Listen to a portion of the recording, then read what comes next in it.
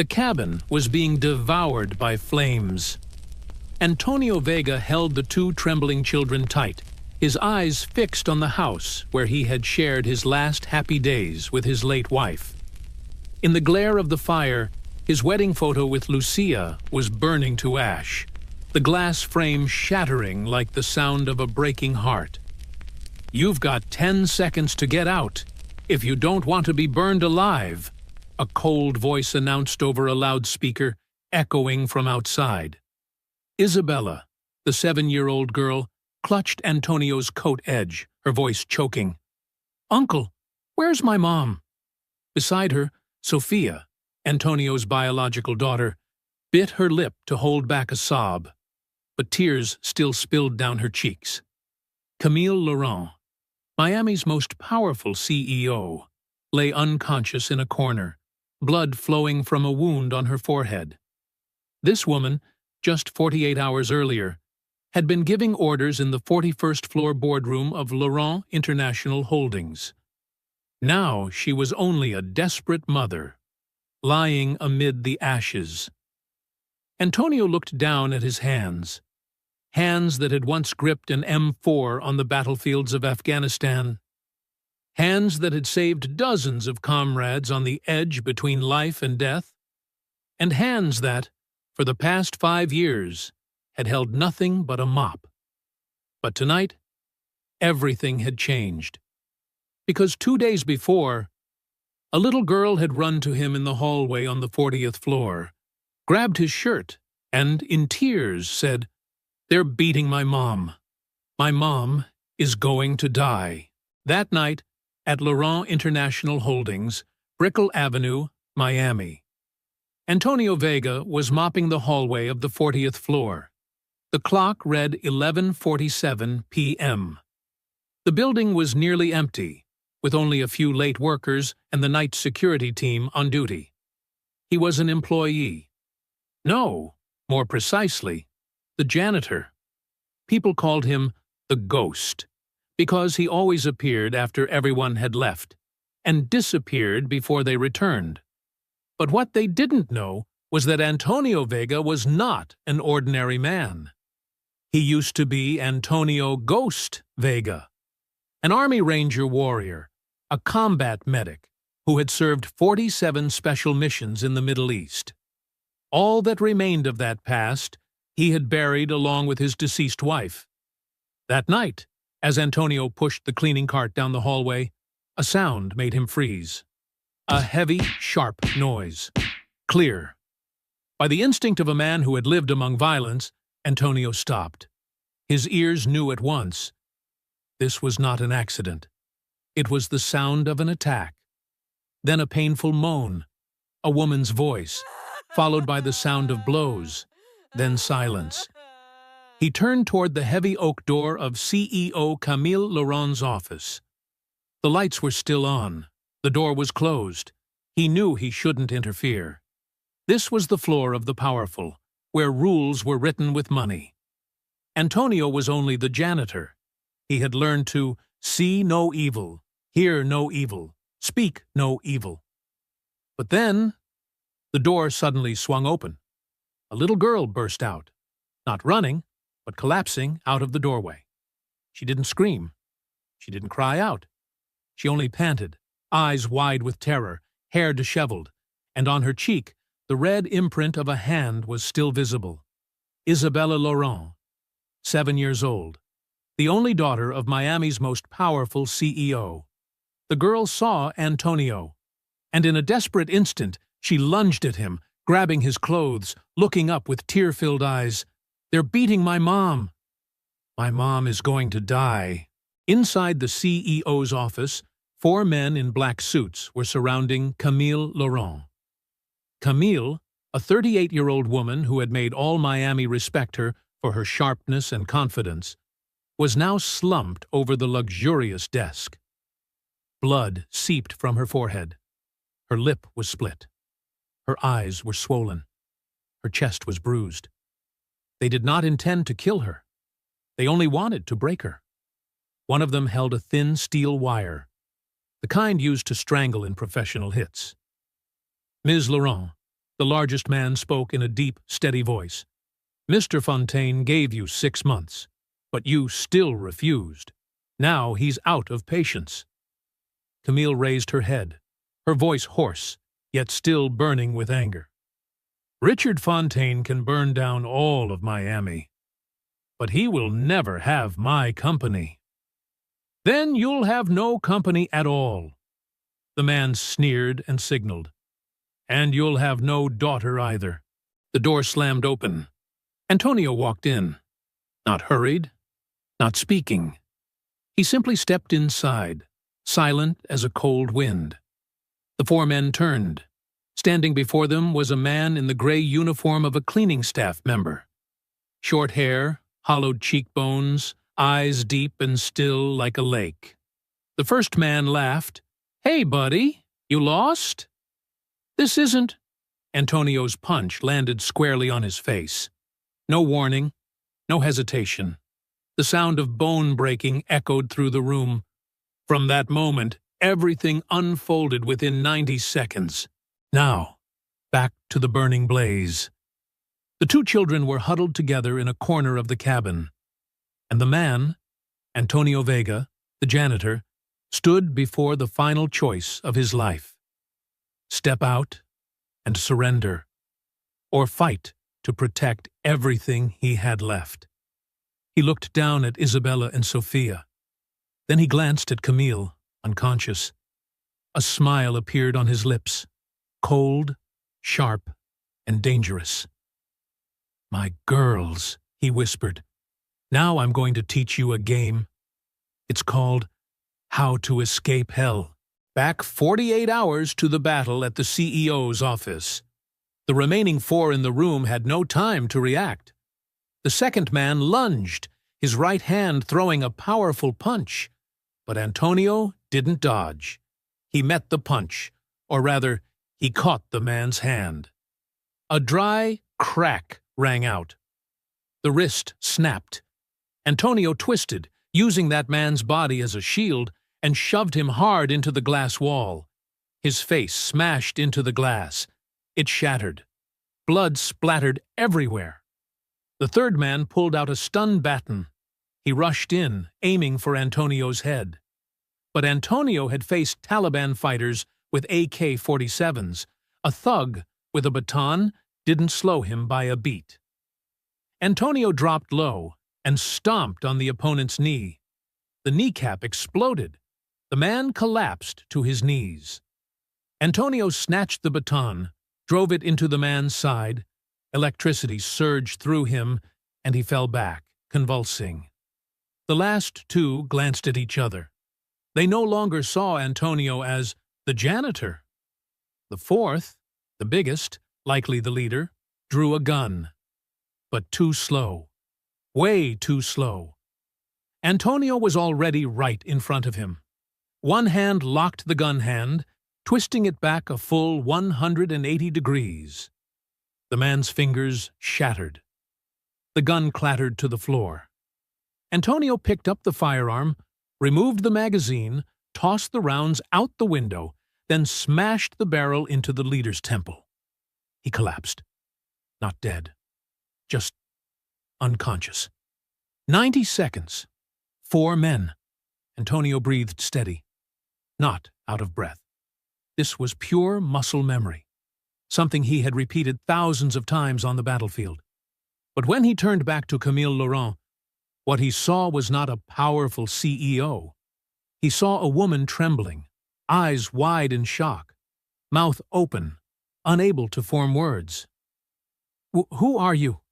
Camille whispered, her voice shaking. Antonio didn't answer. He stepped forward, knelt, and checked the wound on her forehead. Blood still flowed. A rib might be broken. Dilated pupils, a sign of a concussion. "I am Antonio Vega," he said in a low, steady voice. "Basement cleaning staff. But before that, I was a combat medic. And you need to be in a hospital right now." "No." Camille shook her head, trying to stand, but her legs trembled too much. "We can't call the police." "We can't call anyone." Antonio frowned. "You were attacked." These men will come back. Yes, they will come back. Camille stared straight into Antonio's eyes, voice filled with equal parts rage and despair. And if I call the police before they arrive, I will be dead. Because the people behind them control the police. Antonio was silent for a few seconds. Then he asked, "Richard Fontaine?" Camille flinched. "You know him?" "I don't know him, but I know the type of man he is." Antonio stood, looking around the room. The four men sprawled on the floor. "You have 10 minutes before building security will notice. And if you don't want the police involved, there is only one way." "What way?" Antonio looked Camille Laurent in the eye, Miami's most powerful woman, the one who had given orders to thousands, the one who never bowed to anyone. And he said, "Disappear."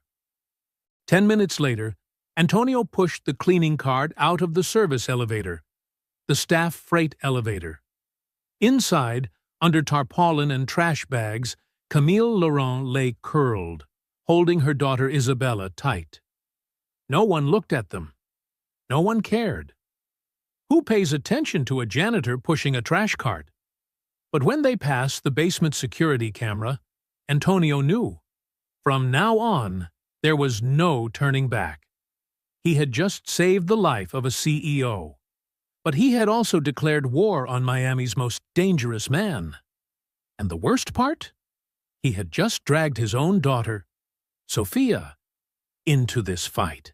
On the screen of a man sitting in a dark office, the security camera feed appeared.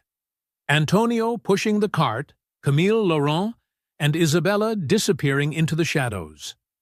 The man smiled coldly. "Interesting, Antonio Vega." A deep voice echoed in the dark. "A ghost from the past.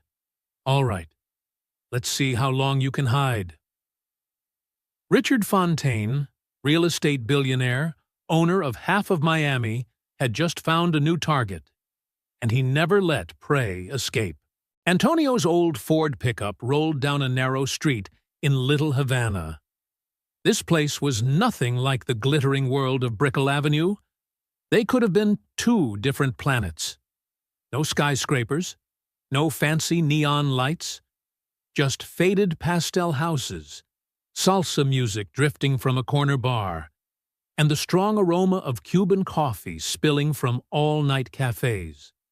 In the passenger seat, Camille Laurent sat in silence, holding Isabella, fast asleep, tightly in her arms. She stared out the window with a distant gaze, like someone who had wandered into another universe. She used to live in a penthouse on the 45th floor, overlooking Biscayne Bay. Now she was sitting in a diesel-scented pickup truck, driven by a janitor.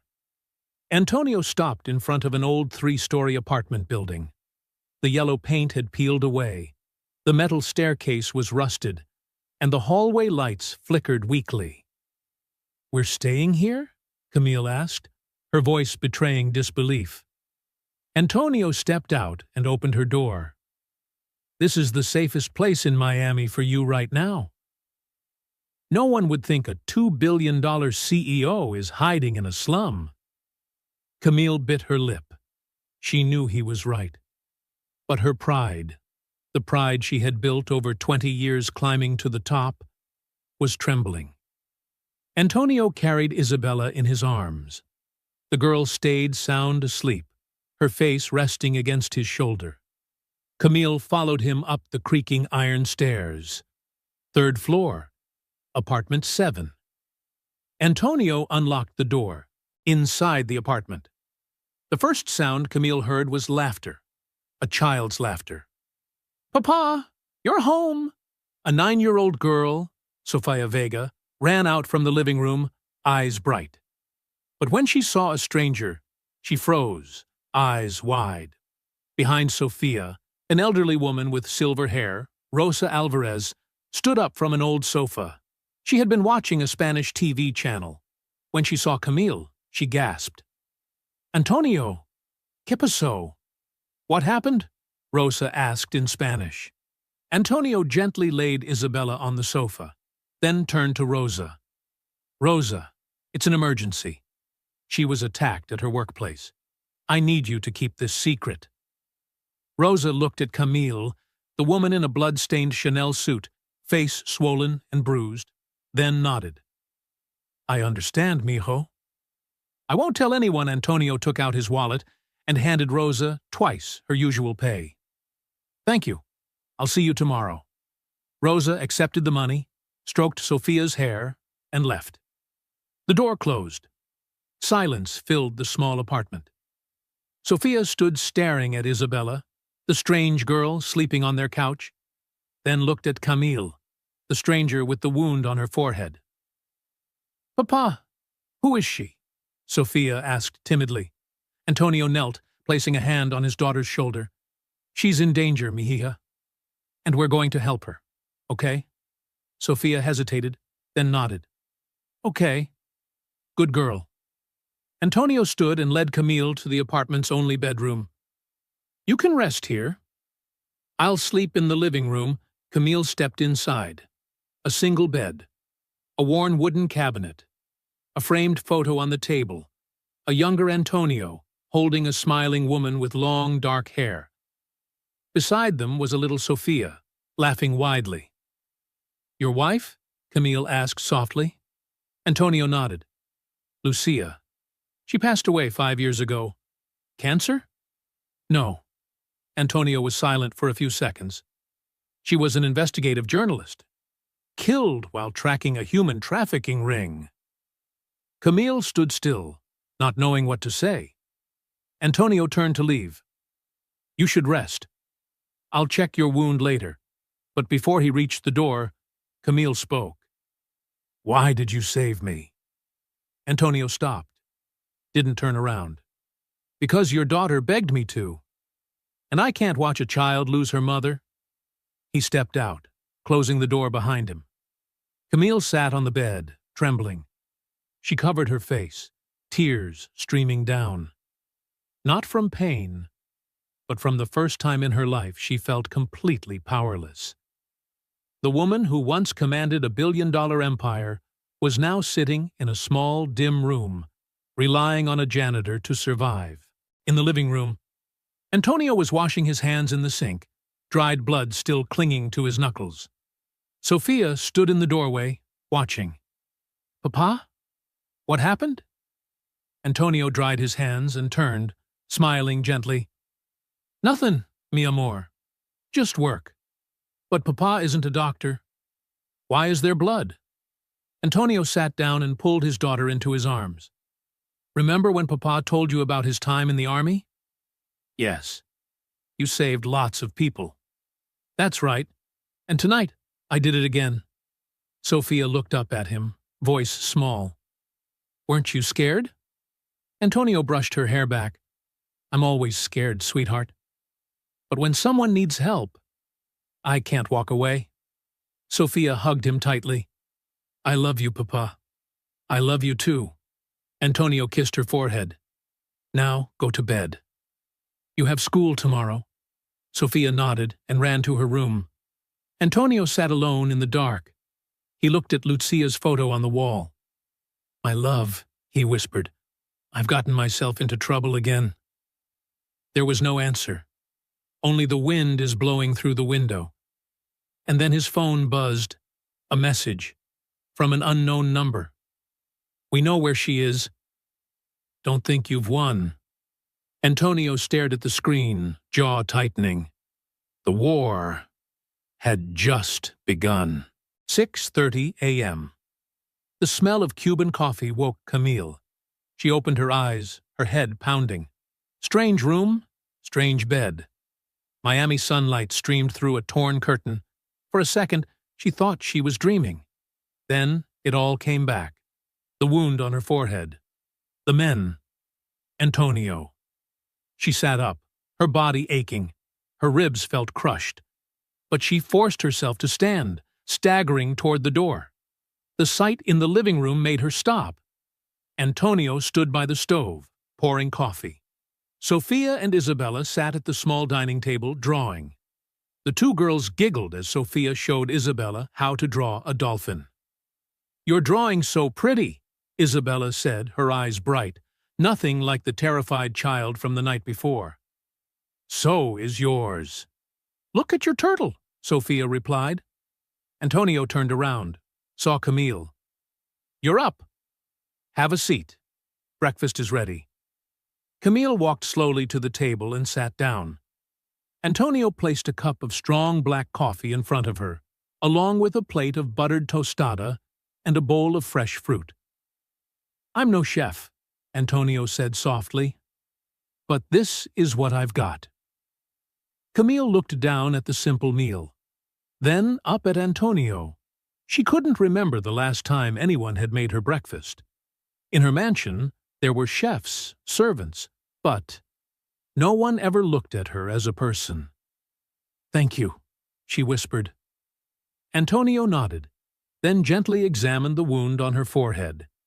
He opened a first aid kit and replaced the bandage with careful, practiced precision. The bleeding stopped. "But you've got a mild concussion. You'll need to rest for the next 48 hours. He paused, eyes steady on hers. "And now you need to tell me exactly what's going on." Camille glanced at the two girls. Antonio understood. "Sophia, can you take Isabella to the balcony?" "Yes, Papa." Sophia grabbed Isabella's hand and pulled her outside. When the balcony door closed, Camille sighed and began to speak. "Richard Fontaine is not a normal man." Camille gripped her coffee cup, her voice trembling. "He's a real estate billionaire, owns half of Miami Beach. But underneath it all, he's a crime lord. Money laundering, smuggling, political manipulation. He hides it behind the mask of a generous philanthropist." Antonio listened silently, his face unreadable. "6 months ago," Camille continued, "he offered to buy my company. $3 billion. I refused. Laurent International was my father's legacy. I'll never sell it." "And Fontaine doesn't take no for an answer," Antonio concluded. "Exactly. He started squeezing me. First, partners suddenly canceled contracts. Then the banks cut my credit lines. Then the media began spreading false rumors about me." Camille clenched her fists, her nails digging into her palms. "Last week, he sent people to see me. Said if I didn't sell, he'd take it another way." "Another way?" Camille met Antonio's eyes. "He wanted me to marry him. To make the merger legal. To turn me into his puppet." Antonio's eyes narrowed. "And when you refused?" "He sent those men. You saw it yourself." Camille let out a bitter laugh. "He wanted to break me. To make me beg him out of fear. But what he didn't expect." She looked at Antonio. "Was that someone like you still existed?" Antonio stayed quiet, thinking, then asked, "Do you have any proof of Fontaine's crimes?" "Yes, I have a hard drive containing all his illegal financial records. But it's locked in my office, safe. And now you can't go back." "Exactly. If I go back, I'm dead." Antonio tapped his fingers on the table, thinking, "Is there anyone you can trust?" "Someone outside the system?" Camille thought for a moment. "Yes, Senator Charles Hale. He was my father's advisor, the only man Fontaine couldn't buy. But I can't reach him. My phone was smashed last night, and if I use a landline, they'll trace it." Antonio went to a cabinet and pulled out an old phone. "Disposable. Can't be tracked. But you've got 30 seconds. After that, it has to go." Camille stared at the phone, then at him. You planned for this?" Antonio didn't answer, but his eyes did. He wasn't just a janitor. He was a soldier, and soldiers always prepare for the worst day. Camille took the phone and dialed. The line rang twice before a deep voice answered, "This is Senator Hale." "Senator, it's Camille Laurent." Camille? My God, I've been looking for you. Your company announced your sudden leave. I knew something was wrong. Senator, I need you to investigate Richard Fontaine. He tried to kill me, and I need you to do it quietly. I understand. Where are you? I can't say, but I'll call again in 48 hours. In the meantime, dig up everything you can on Fontaine. Financial records, illegal deals, all of it. Understood. Stay safe. Antonio raised his hand. Time's up. Camille hung up. Antonio immediately removed the battery, snapped the SIM card in half, threw both into the sink, and turned on the faucet. Done, he said. Now we've got 48 hours before… Ting. Antonio's phone buzzed. He looked down. A text from an unknown number. No words, just a photo. A photo of Sophia, on her way to school, and a line of text. Your daughter is adorable. Let's hope nothing happens to her. Antonio froze. The blood in his veins turned to ice. Camille saw his face. For the first time, she saw him afraid. They know about Sophia, Antonio whispered. And that was the moment everything changed. Antonio didn't say a word. He just stood there, staring at the photo of his daughter glowing on the phone screen. Sophia was walking to school, her pink backpack, her favorite white dress, her carefree smile. And behind her, blurry but unmistakable, a black car tailing her. Camille saw Antonio's hand tremble, not from fear, but from the fury rising in steady, unstoppable waves. Antonio, Camille whispered, get outside. His voice was ice cold. You and Isabella, go out to the balcony with Sophia. Right now, Camille didn't argue. She knew when not to approach a wounded predator. Quickly, she guided Isabella toward the balcony and shut the door behind her. Antonio stood alone in the living room. He closed his eyes, breathed deep, once, twice, 3 times. When he opened them again, the gentle janitor named Antonio Vega was gone. Standing there was Antonio Ghost Vega, the Army Ranger who had survived 47 deadly missions. He redialed the unknown number. The line rang once before someone picked up. A low voice, calm, smooth, with the rhythm of a smirk. Hello, Antonio. Marcus de Leon here, Mr. Fontaine's assistant. If you or any of your men lay a finger on my daughter, Antonio said, his tone steady but saturated with menace, I'll find you. And I'll bury you in the Everglades so deep no one will ever see your body again. A quiet chuckle came through the speaker. Oh, Antonio, you don't understand the situation. You interfered with our business. You took what belongs to Mr. Fontaine. Camille Laurent isn't property. Legally, sure. But under Miami law, Marcus paused, amusement in his tone. She's belonged to Mr. Fontaine for a long time. However, the man is merciful. He's willing to negotiate. What kind of negotiation? Simple. Return Camille Laurent. You get $2 million in cash. Your daughter stays safe. You go back to being a janitor. Everyone's happy. Antonio stayed silent. If you refuse, Marcus continued, his voice turning hard, we'll take both. Camille and your daughter. Understand? A beautiful CEO and a 9-year-old girl. The human trafficking market pays top dollar for merchandise like that. The blood in Antonio's veins boiled. You've got 2 hours to think, Marcus said. After that, we'll come collect. The line went dead. Antonio stood motionless, fists clenched so tightly his knuckles cracked. He turned toward the balcony. Sophia laughing with Isabella and Camille, sunlight catching her dark hair, her innocent smile. He remembered the day Lucia died, the helplessness when he couldn't save her. Her last words, "Don't worry. You'll protect our daughter. No matter what it takes." And now, some billionaire psychopath dared to threaten Sophia? Antonio opened the wardrobe.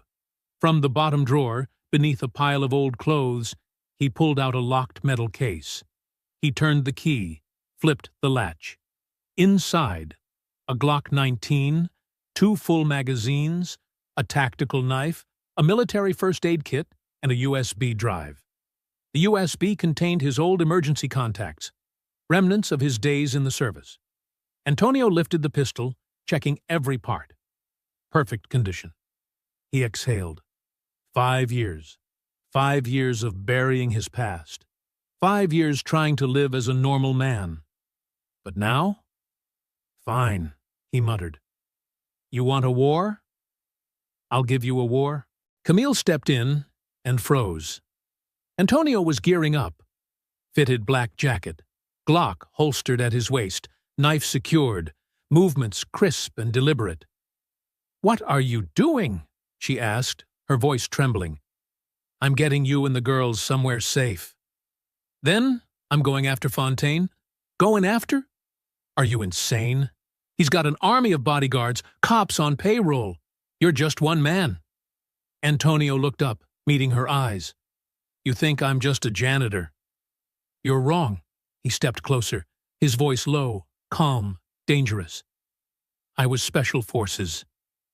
I infiltrated Taliban compounds. I survived ambushes where no one else walked out. And most importantly, his eyes hardened. I watched my wife, Lucia, get murdered while investigating a human trafficking ring. And then I hunted down every man involved. I don't need the police. I don't need the law. Camille shuddered. You killed them? Antonio didn't answer, but the look in his eyes said enough. Now you have 2 choices, he said quietly. 1, trust me and follow my plan. 2, walk out that door and pray Fontaine lets you live. Camille swallowed hard. She looked at the man who had saved her, sheltered her, protected her child, and now was ready to risk everything to fight. I trust you, she said. Antonio nodded. Good. Then let's move. The pickup truck rolled into Wynwood, a district painted with blazing graffiti walls. But Antonio wasn't here for art. He stopped in front of an old garage, its steel door rusted. No sign outside. What is this place? Camille asked. The only place I hid something that can save us. Antonio punched in a code. The rolling door screeched open. Inside, an old Harley-Davidson with a sidecar, a worn leather jacket draped over it, helmets hanging on the wall, and a hunting rifle mounted above a tool rack. Camille looked around, then back at him. You've been ready for this all along, haven't you? You always knew the past would come back. Antonio pulled on the jacket, zipped it up. It's not the past that found me, he said, slipping on the helmet, tightening the strap. I never left it. He revved the engine. The roar filled the garage like a beast awakening. Get in, he said, turning to her. We're heading into the Everglades. The roar of Antonio's Harley ripped through the heavy Miami air. He gripped the handlebars tightly, while Camille sat behind him, her arms wrapped around his waist, a gesture that felt both strange and intimate, laced with unspoken fear. In the sidecar, Sophia and Isabella huddled beneath a blanket, holding each other, eyes wide as they watched the open sky unfold ahead. They left behind the skyscrapers, the neon lights, the world Camille once ruled. The deeper they drove along Tamiami Trail, the more the scenery changed. Concrete faded into endless wetlands. The city noise gave way to birdsong, to the soft drone of insects, and finally to the vast silence of nature, the Everglades, the great river of grass stretching beyond sight. Camille had never been here before. She had only heard of the Everglades through dry environmental reports during board meetings. But now, looking out at the sweeping green marshes, the tangled mangroves, and the boundless sky untouched by clouds, she suddenly felt small, not weak, but humbled, realizing for the first time that the world was far greater than the empire she once tried to control. Antonio turned onto a dirt path hidden beneath a canopy of trees. No road signs, no maps. Only someone who had lived here could find the way. At the end of the path stood a wooden cabin, weathered, its paint faded, vines crawling across the walls, yet still standing like a small fortress in the wild. He killed the engine. Silence swallowed them. Only the whisper of wind through leaves, the trickle of distant water, and the low growl of alligators somewhere in the swamp. "Welcome home," Antonio murmured. The cabin was Spartan to the bone. A stone fireplace, a small kitchen, a loft with 2 single beds. Framed photos lined the walls. Camille paused before one of them. A younger Antonio, out of uniform, smiling widely, his arm around a woman, Lucia. She was pregnant, belly round, standing beside him right in front of this very cabin. Sophia hadn't been born yet. "This was where we came whenever we wanted to escape the world," Antonio said quietly. Lucia loved it here. She said it was the only place she ever felt free. Camille swallowed hard. What was she like? Antonio took a few seconds before answering. She was an investigative journalist. Brave, stubborn, fearless. She was following a human trafficking ring from Cuba to Miami. She knew the risks, but still said, "If I don't do it, who will save those kids?" He stopped. "One night, she didn't come home. I found her in an alley in Little Haiti. 2 bullets in her chest." His voice cracked. Sophia was 4. She didn't understand. She kept asking, "Where's Mommy, Papa? When's Mommy coming back?" Camille felt her chest tighten. "I promised Lucia," Antonio said, eyes distant, "that I'd protect Sophia no matter what. I wouldn't let her grow up in a world of violence. So I left the army, took a regular job, tried to live quietly." He turned to her, eyes burning. "But now, they threatened Sophia, and I can't lose again." Camille placed a hand on his shoulder, her voice steady. "You won't. We'll fight back." Antonio taught the 2 girls how to build a campfire. Sophia and Isabella sat side by side, stacking wood, striking matches carefully under his guidance. The 2 had become close, like sisters. Camille stood by the window, staring out at the vast swamp. She thought of her life. 38 years in the world of power. 15 years building a billion-dollar empire. And happiness? None. Family? None. Love? Also none. Her eyes fell on Antonio, kneeling by the fire, patiently showing Isabella how to blow gently so the flame wouldn't die. Sophia laughed, clapping when the fire sparked to life. And in that instant, Camille realized this was happiness, not money, not power, not skyscrapers bearing her name. But this, a moment by the fire, children's laughter, and the quiet strength of a man who had lost everything yet still found peace. "Mama!" Isabella ran over, eyes glowing. "Look! I made fire." Camille knelt and hugged her. "I'm so proud of you, sweetheart." "And guess what?" Sophia said. "We're going fishing tomorrow. I've never gone fishing before." Camille smiled through her tears. She realized how many moments like this she had missed in her daughter's childhood. "I'll come with you," she whispered. "Really? You promise?" "I promise." Isabella hugged her tight. Camille felt warmth spreading through her, the kind no amount of money could ever buy. Later that night, the 2 girls slept soundly in the loft. Antonio and Camille sat by the dying fire outside. Above them stretched an Everglades sky overflowing with stars. No city lights to drown them out. The Milky Way hung like a silver ribbon across the heavens.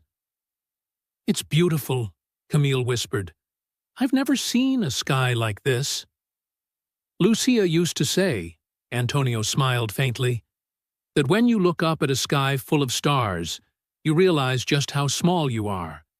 And then things like money, power, fame, they stop meaning anything. Camille nodded softly. She was right. They sat in silence for a long while.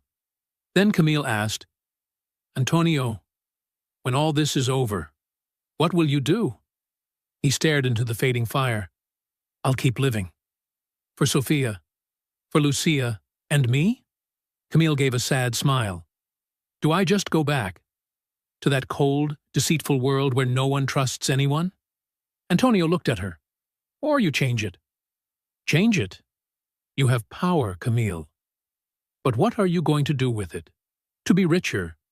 Or to protect people who can't protect themselves, like Lucia once did?"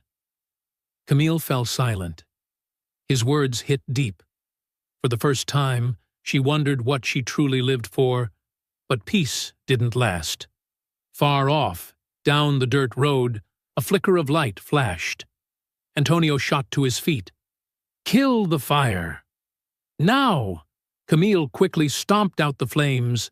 They backed into the cabin. Engines rumbled in the distance, several of them, growing louder. Antonio peered through the narrow window slit. 5 black SUVs rolled down the dirt road. "They found us," he said, voice low and cold. Camille's breath hitched. "How did they—" "Doesn't matter," Antonio cut her off, sliding a magazine into his pistol. "What matters is, you and the girls stay alive." He looked at her. "Trust me."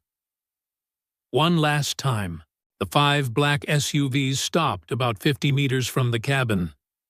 Their headlights blazed through the swamp night, flooding the small wooden house in harsh white light like a stage spotlight. Antonio pulled the curtain shut and turned off every lamp.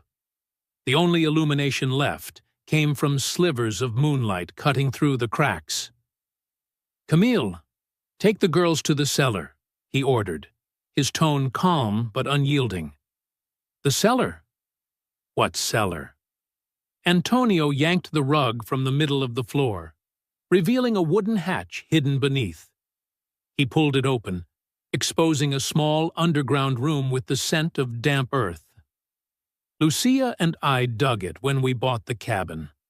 For hurricanes," he said, meeting Camille's eyes. "But tonight, it's going to save our lives."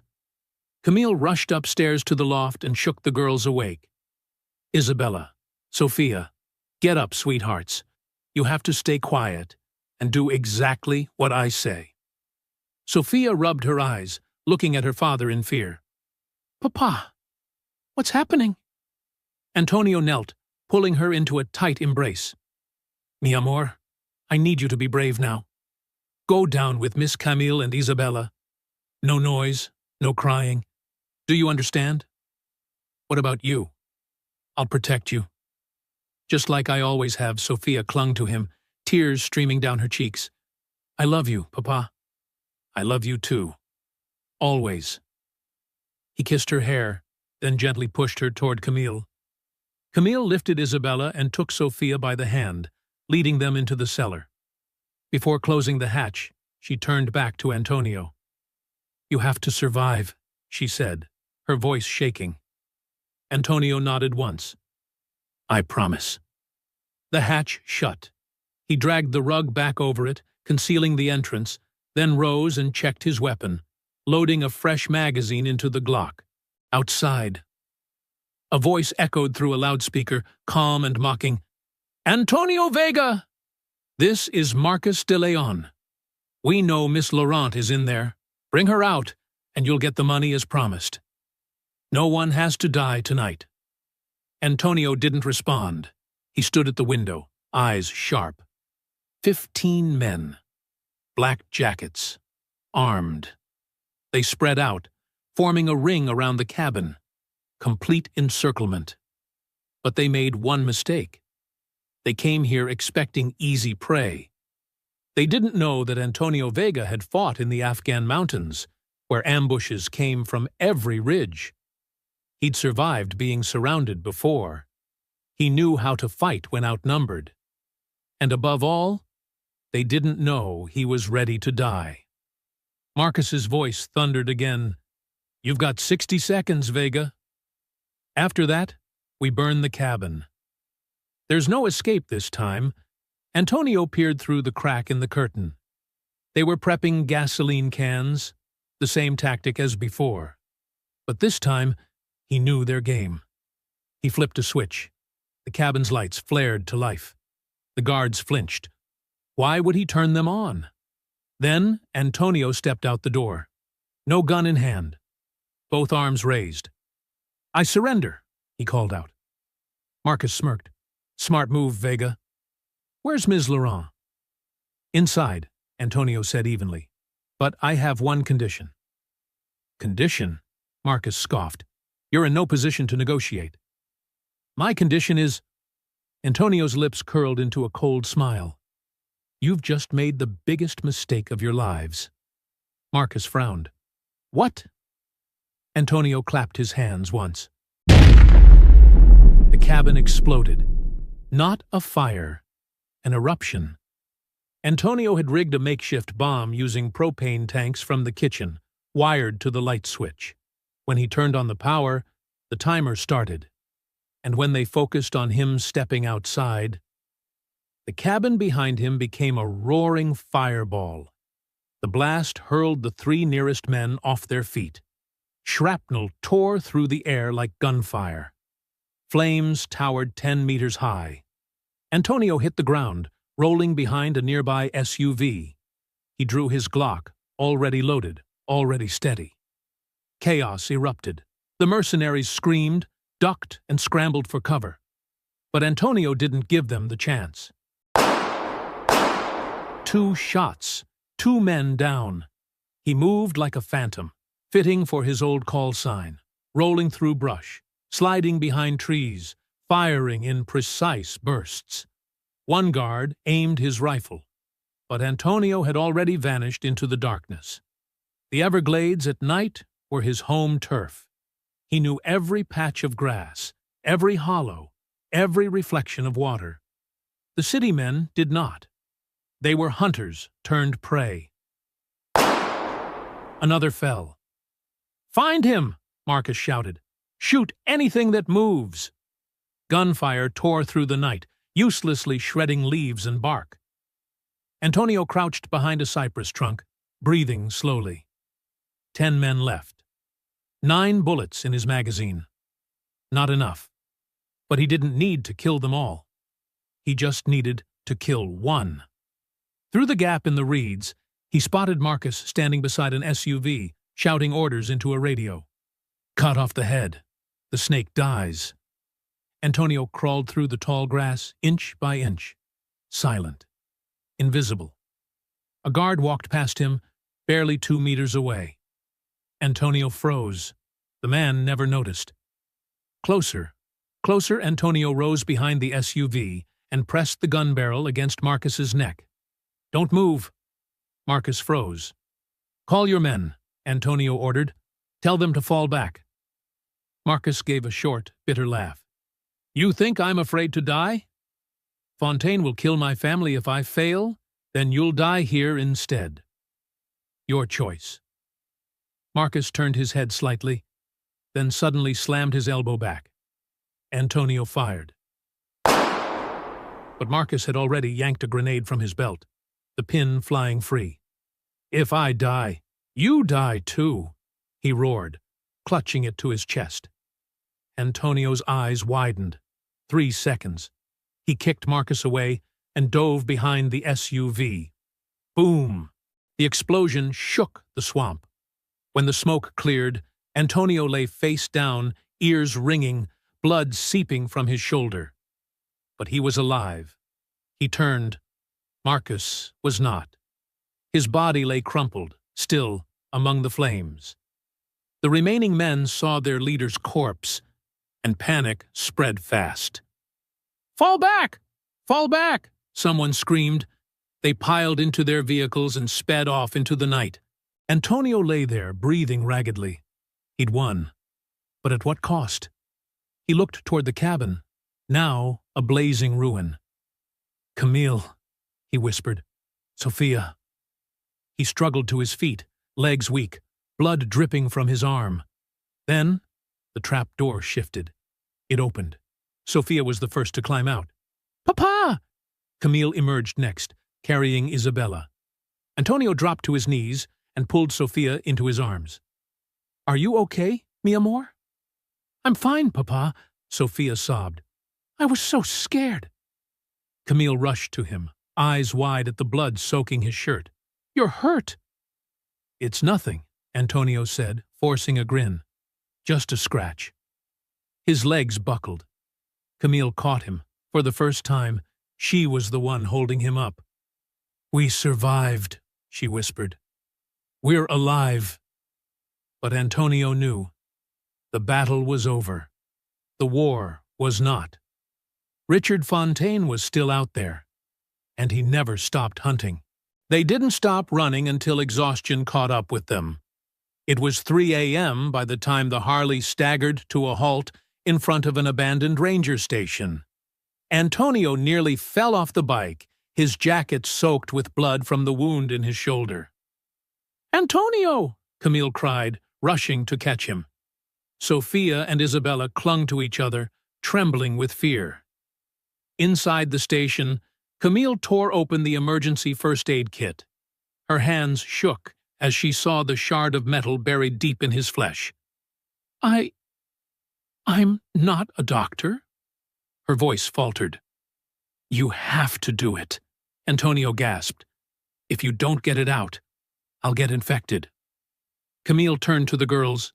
"Sweethearts, go outside and try to catch some fireflies, okay?" When the door closed behind them, she picked up the forceps, her hands still trembling. Antonio locked eyes with her. "You ran a billion-dollar company. You've faced men far crueler than this. You're stronger than you think." Camille took a deep breath and inserted the forceps into the wound. Antonio groaned, but she didn't stop. She pulled the fragment out, disinfected, and stitched the cut.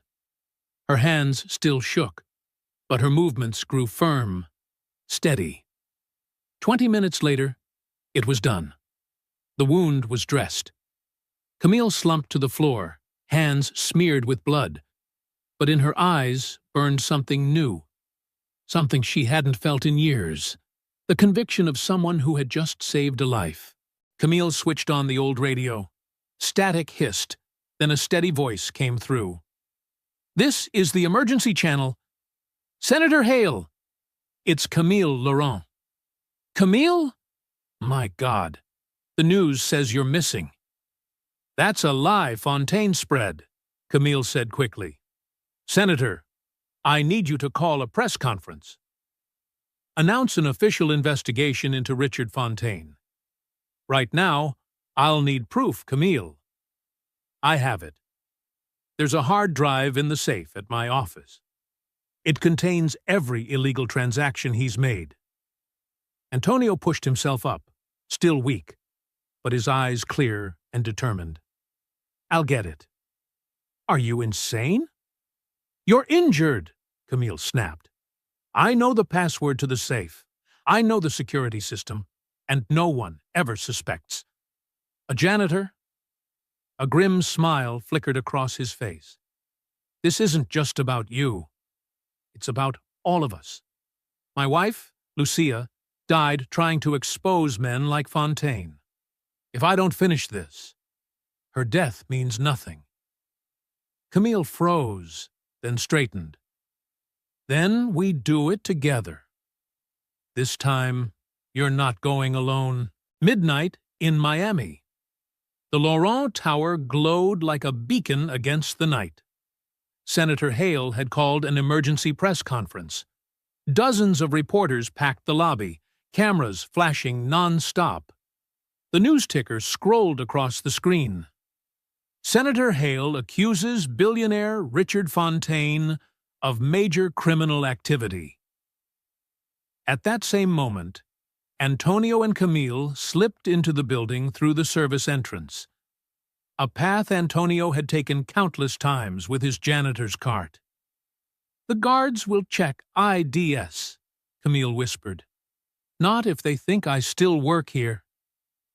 Antonio wore his old gray uniform and cap, pushing the cart while Camille crouched inside it, just like the first night they met. They passed the guards without suspicion. Service elevator, 40th floor. The hallway was deserted. Everyone was downstairs, glued to the live broadcast. Antonio unlocked the door to the CEO's office, the room where everything began. The safe was still behind the painting. He entered the code. The door clicked open. Inside lay a small external drive. "Got it," Antonio said, lifting it from the safe. Then the lights flicked on. How touching. The voice was smooth, cold as steel. Richard Fontaine stepped out of the shadows. 6 armed men behind him. Fontaine, early 50s, slicked back silver hair, Armani suit, eyes as icy as the Atlantic. "My dear Camille," he drawled, "I knew you'd come back. Women like you never let go of power. No matter where you run," Camille stepped forward, chin high. "It's over, Richard. Senator Hale is announcing everything. The police are already on their way." Fontaine chuckled. "You think I'm afraid of the police? I own them." His gaze shifted to Antonio. "And you, the heroic janitor. Who do you think you are? A soldier? You're nothing but a cleaner." Antonio said nothing. He just stood there, calm, terrifyingly calm. "But you made the biggest mistake of your life," Fontaine sneered. "You touched what belongs to me." "Camille doesn't belong to anyone," Antonio said evenly. "And I'm not a janitor. I'm Antonio Ghost Vega." Former Army Ranger Fontaine narrowed his eyes.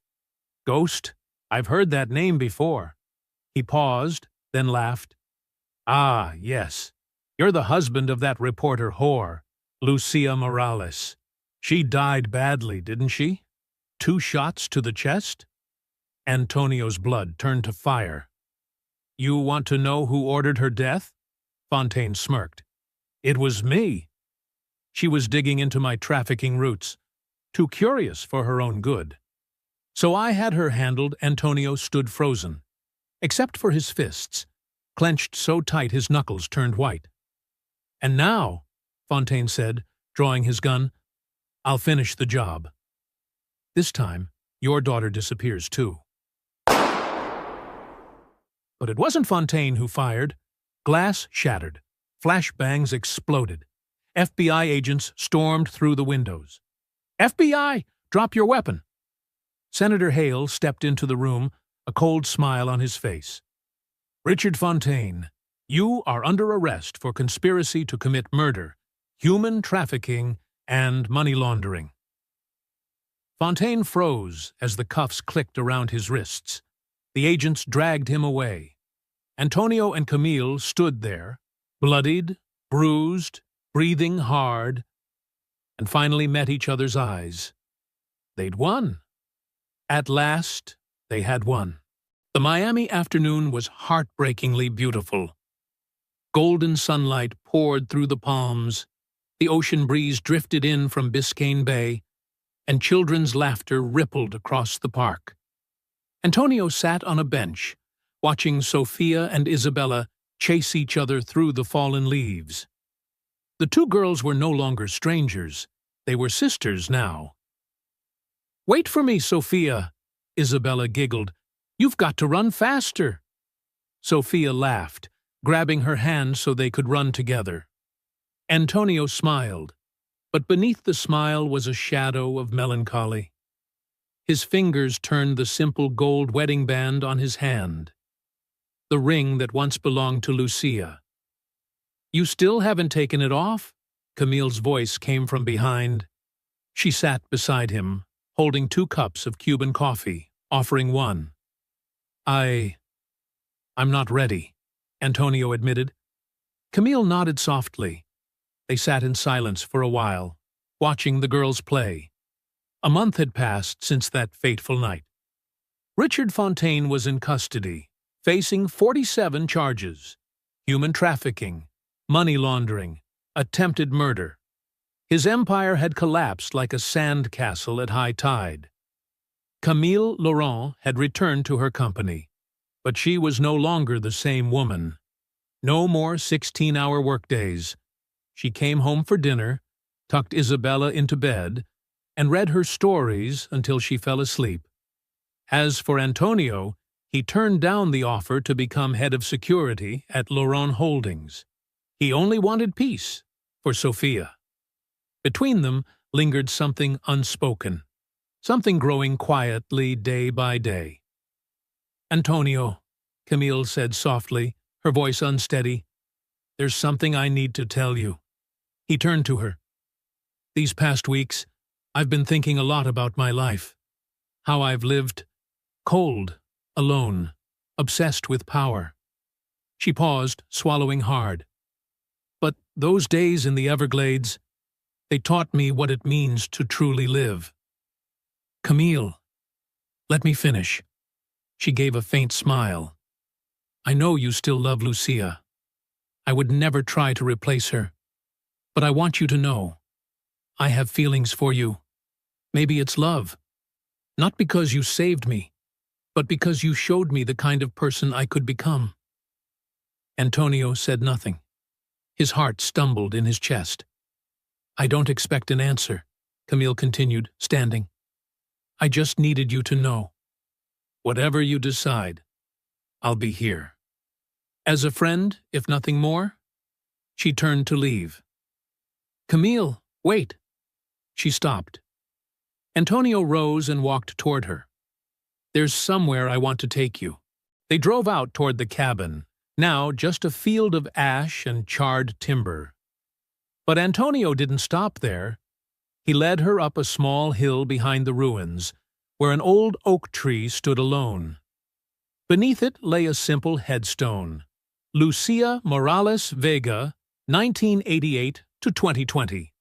Journalist, warrior, mother, the light of our lives. Antonio knelt, pressing his hand against the stone. "Mi amor," he whispered, voice trembling. "I'm sorry it took me so long." "Sorry I've lived trapped in the past." Camille stood back, silent, unwilling to intrude. "But I know you wouldn't want me like this," Antonio went on, tears streaking his face. "You always said, life's too short for sorrow, Antonio. Love. Live. Laugh." He slipped the wedding ring off his finger and laid it gently atop the stone. "You'll always be in my heart. Sophia will always know what kind of woman her mother was. But maybe it's time I let go." He pressed his lips to the grave. "I love you, Lucia. Always." When he stood again, his eyes were red, but lighter somehow, freer. "I don't know if I can love again," he said quietly, "but I want to try." With you, Camille burst into tears and embraced him. They held each other beneath the Everglades sunset, 2 broken souls learning how to heal together. 2 weeks later, at Bayfront Park, Antonio and Camille sat once more on the same bench, watching Sophia and Isabella toss a ball across the grass. "Daddy!" Sophia ran toward him, beaming. "Can I ask you something?" "Of course, sweetheart." She glanced at Isabella, then back at him. If Miss Camille and Isabella moved in with us, could I call Isabella my little sister?" Antonio froze.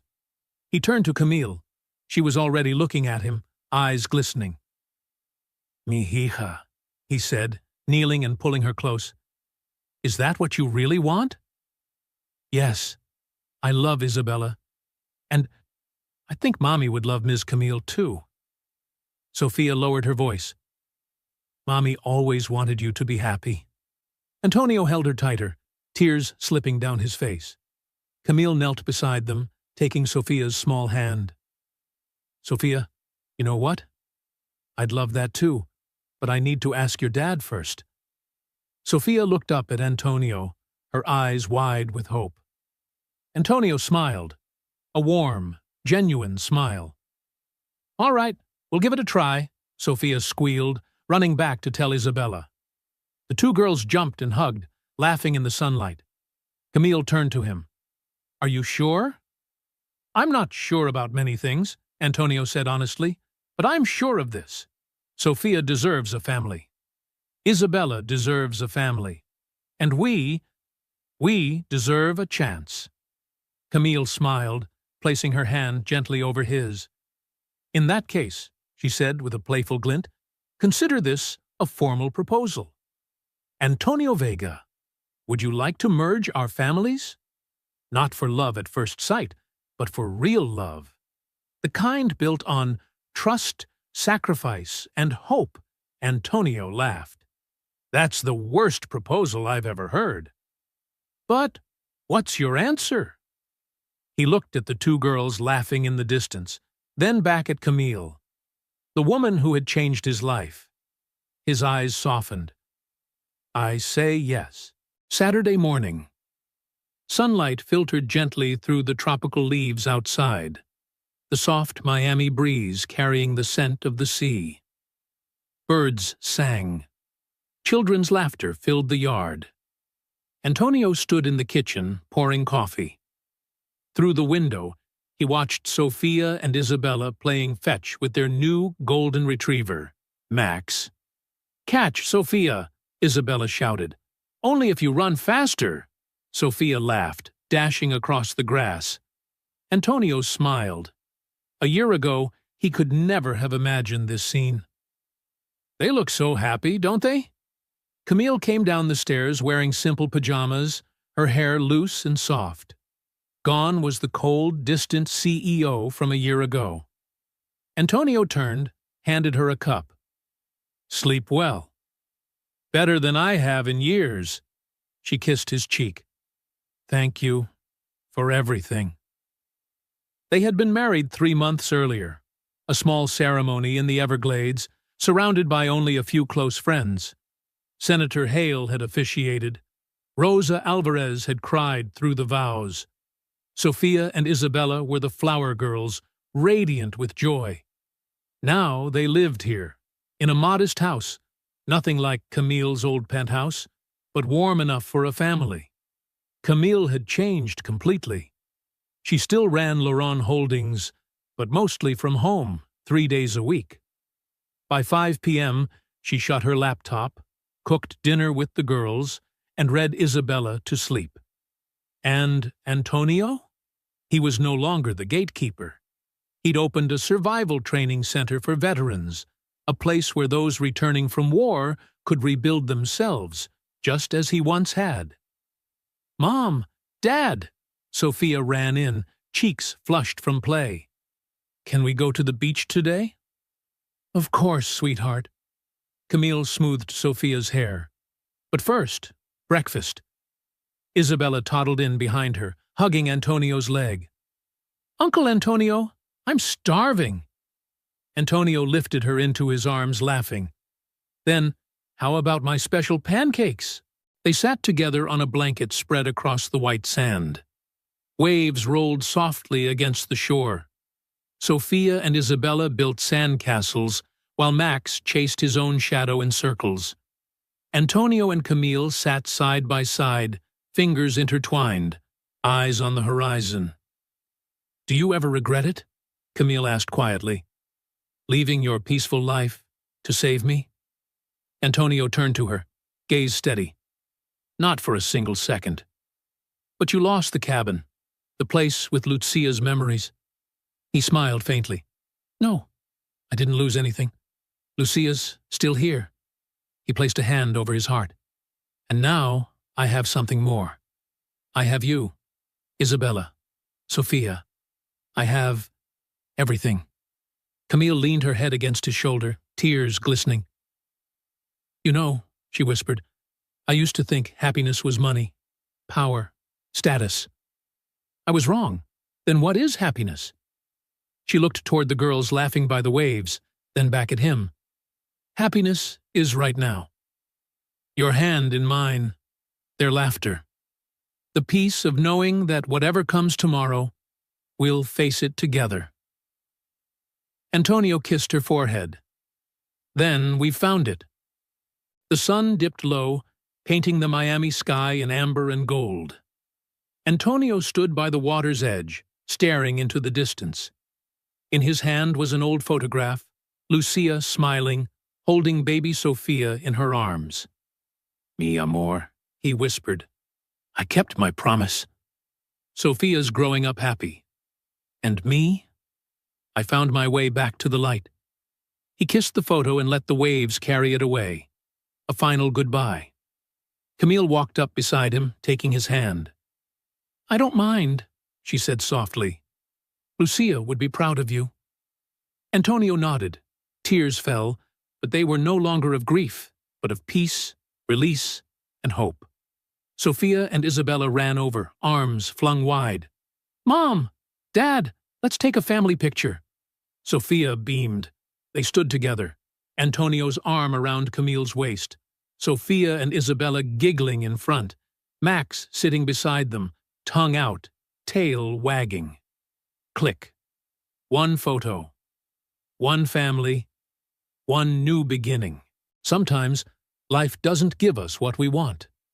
But if we're brave enough to fight, strong enough to sacrifice, and wise enough to let go, life will give us what we need. Not a perfect ending, but a new beginning. Antonio Vega, once a broken gatekeeper, had found himself again. Not in his past, but in the present, in his new family, in love reborn. This wasn't a story of a hero saving a damsel in distress. It was a story of two shattered souls who found each other in the dark, of letting go of yesterday to embrace tomorrow, of a love that doesn't replace, but continues, and above all, family isn't only about blood. It's about the ones who choose to stand beside you, no matter what. If you've watched this far, thank you, truly, for staying with the story until the very end. If it touched you, even just a little, please like the video so the algorithm knows you enjoy stories like this. Subscribe and turn on notifications so you don't miss the next episode. Comment on your favorite moment. I read every one and often reply. Share the video with someone who could use a little hope today. Every click, every comment, every share is a message. Keep telling stories that mean something. See you in the next episode.